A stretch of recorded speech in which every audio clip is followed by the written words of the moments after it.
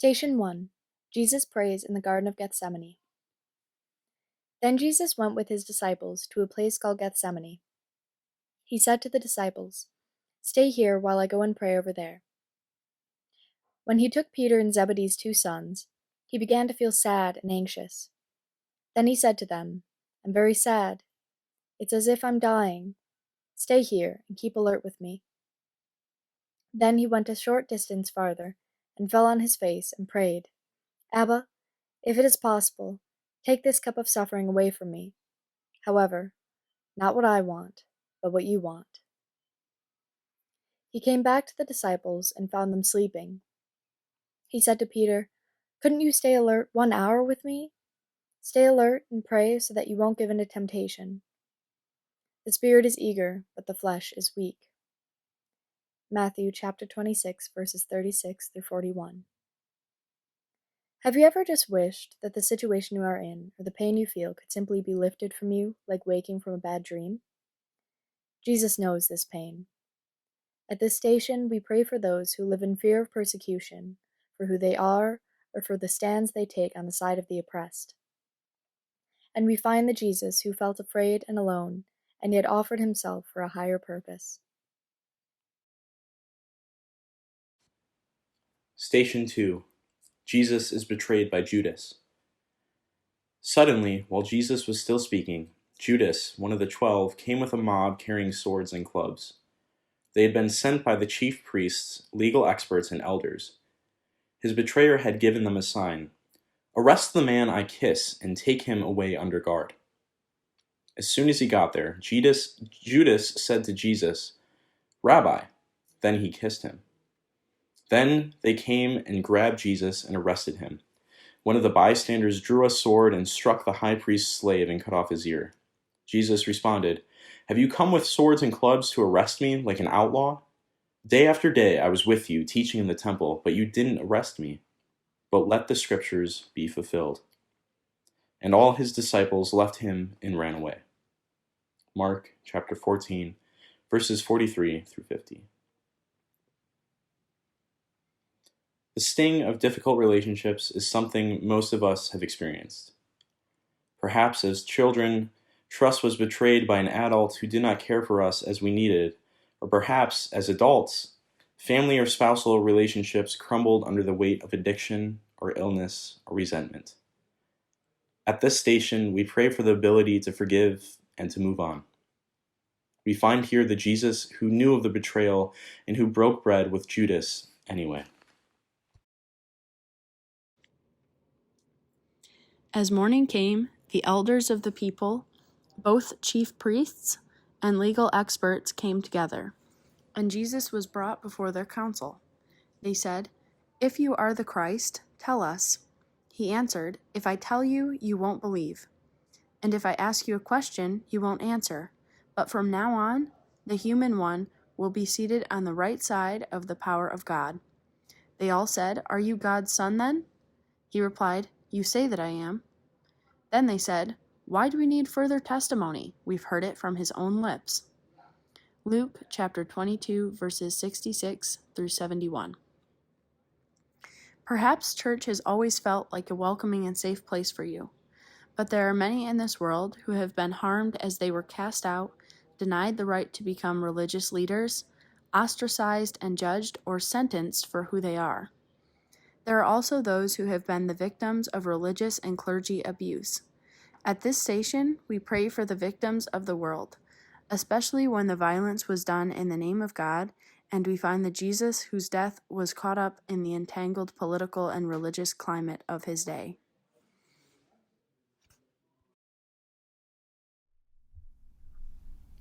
Station 4. Jesus is denied by Peter. Meanwhile, Peter was sitting outside in the courtyard. A servant woman came and said to him, "You were also with Jesus, the Galilean." But he denied it in front of all of them, saying, "I don't know what you're talking about." When he went over to the gate, another woman saw him and said to those who were there, "This man was with Jesus, the man from Nazareth." With a solemn pledge, he denied it again, saying, "I don't know the man." A short time later, those standing there came and said to Peter, "You must be one of them. The way you talk gives you away." Then he cursed and swore, "I don't know the man." At that very moment, the rooster crowed. Peter remembered Jesus' words, "Before the rooster crows, you will deny me 3 times." And Peter went out and cried uncontrollably. Matthew 26:69 through 75. Denial is a powerful coping mechanism when faced with pain that is too difficult to accept. In our weakness and despair, we sometimes turn to denial in order to cope, in order to survive. At this station, we find the Jesus who knows that we are human and will have moments of denial when circumstances feel impossible. And we ask for forgiveness for the times we might have turned our backs on our friends. Station 5. Jesus is judged by Pilate. Jesus was brought before Pilate, the governor. The governor said, "Are you the king of the Jews?" Jesus replied, "That's what you say." But he didn't answer when the chief priests and elders accused him. Then Pilate said, "Don't you hear the testimony they bring against you?" But he didn't answer, not even a single word. So the governor was greatly amazed. Pilate said to the crowds, "Then what should I do with Jesus, who is called Christ?" They all said, "Crucify him." But he said, "Why? What wrong has he done?" They shouted even louder, "Crucify him!" Pilate saw that he was getting nowhere, and that a riot was starting. So he took water and washed his hands in front of the crowd. "I'm innocent of this man's blood," he said. "It's your problem." Matthew chapter 27, verses 11 through 14 and 22 through 24. So many people around the world suffer under governments who have washed their hands of the plight of the poor. Money for weapons of war outweigh money for education, for public assistance, for food and shelter, for at-risk youth, for safety of all the world's citizens. At this station, we pray for those in government who make decisions that affect people's lives, and we find the Jesus whose witness on behalf of the oppressed got him killed. Station 6. Jesus is scourged and crowned with thorns. Then Pilate had Jesus taken and whipped. The soldiers twisted together a crown of thorns and put it on his head and dressed him in a purple robe. Over and over they went up to him and said, "Greetings, King of the Jews!" And they slapped him in the face. John chapter 19, verses 1 through 3. Unimaginable numbers of people are victims of abuse. Whether physical, sexual, emotional, or verbal, the scars are the same and they last a lifetime. At this station, we pray for healing for those who have endured violence inflicted on body, mind, and spirit, and find the Jesus who knew this pain, yet also knew the depth of pain inside perpetrators that drive them to commit atrocities.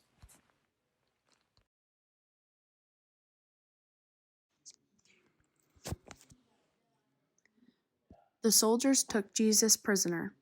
Carrying his cross by himself, he went out to a place called Skull Place, in Aramaic, Golgotha. John chapter 19, verses 15 through 17. The Roman techniques of death by crucifixion were notoriously brutal. Beyond the actual excruciating physical pain, the humiliation of bearing the instrument of death through the streets on the way to the execution was meant to prolong and intensify the suffering. As we find the Jesus who carried the burden of his cross to Golgotha, we remember his earlier words that if we would only come to him, he would carry our burdens. We pray for all those who carry heavy burdens and ask God to give them rest.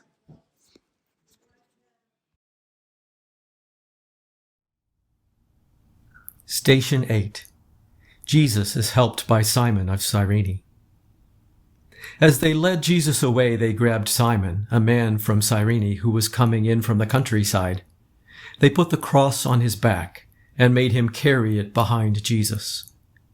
Luke 23, verse 26. The bravery and compassion of those who rush to help in times of great need is something to experience.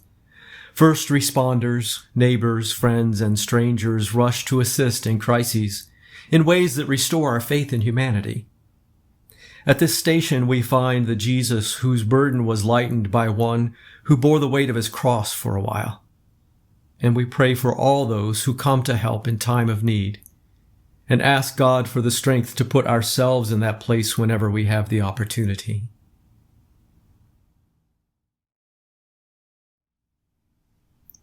Station 9. Jesus meets the women of Jerusalem. A huge crowd of people follow Jesus, including women, who were mourning and wailing for him. Jesus turned to the women and said, "Daughters of Jerusalem, don't cry for me. Rather, cry for yourselves and your children. The time will come when they will say, 'Happy are those who are unable to become pregnant, the wombs that never gave birth, and the breasts that never nursed a child.' Then they will say to the mountains, 'Fall on us,' and to the hills, 'Cover us.' If they do these things when the tree is green, what will happen when the tree is dry?" Luke 23, verses 27 through 31. Expressions of grief and mourning are much more demonstrative in some cultures than others. The women whose weeping and wailing accompanied Jesus' march to the cross offered him an opportunity for his own lament and despair. At this station, we find the Jesus who proclaims his sorrow about the state of the world and its people, and we pray for all those humanitarians and activists who walk alongside, who keep vigil with, keep proclaiming, and keep before us the suffering of the world.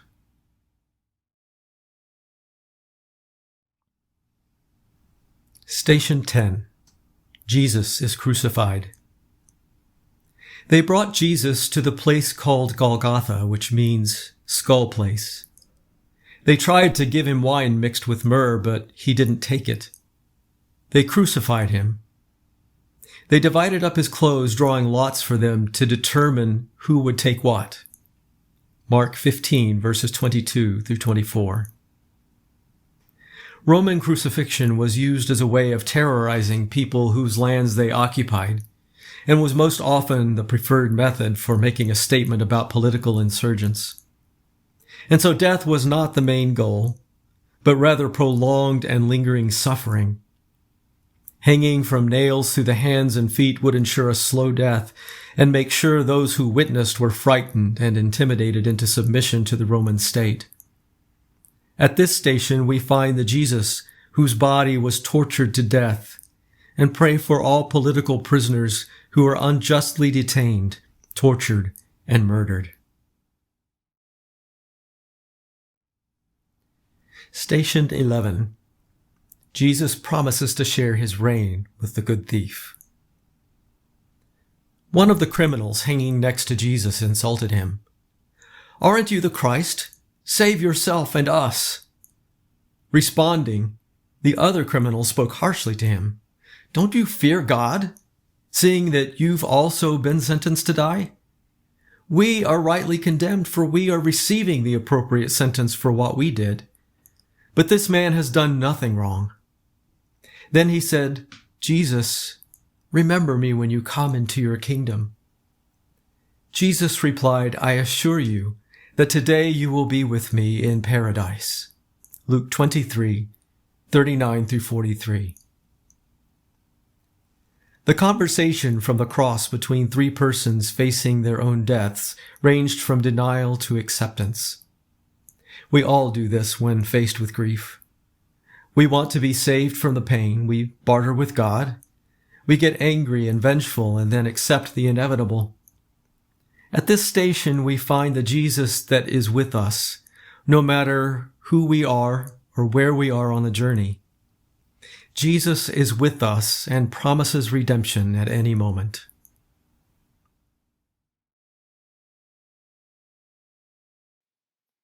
Station 12. Jesus is on the cross, with his mother and disciple below. Jesus' mother and his mother's sister, Mary the wife of Clopas, and Mary Magdalene stood near the cross.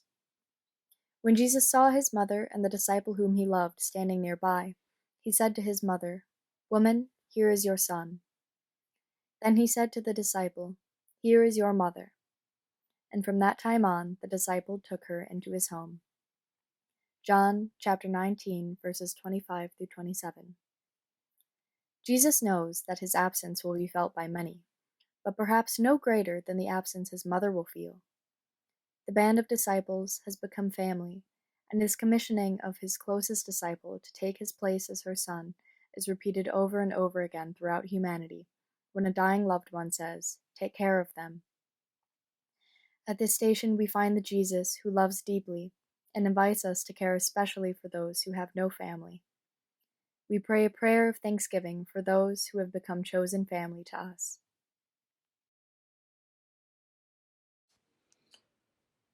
Station 13. Jesus dies on the cross. It was now about noon, and darkness covered the whole earth until about 3 o'clock, while the sun stopped shining. Then the curtain in the sanctuary tore down the middle. Crying out in a loud voice, Jesus said, "Abba, into your hands I entrust my life." After he said this, he breathed for the last time. Luke 23, verses 44 through 46. At this station, we find the Jesus whose final breath was accompanied by the ultimate letting go into God. Into your hands I entrust my life. At the time of Jesus, breath was considered to be life and spirit. When somebody gives their last breath, we are aware that the life has gone out of the body that was only home to their spirit on this earth. For those that are left behind, it is difficult to accept that all is finished. God's last words in the human form of Jesus were that the Spirit was returning to the Creator. We lift up the names of those we have lost and give thanks that God holds them even now. That evening, a man named Joseph came. He was a rich man from Arimathea who had become a disciple of Jesus.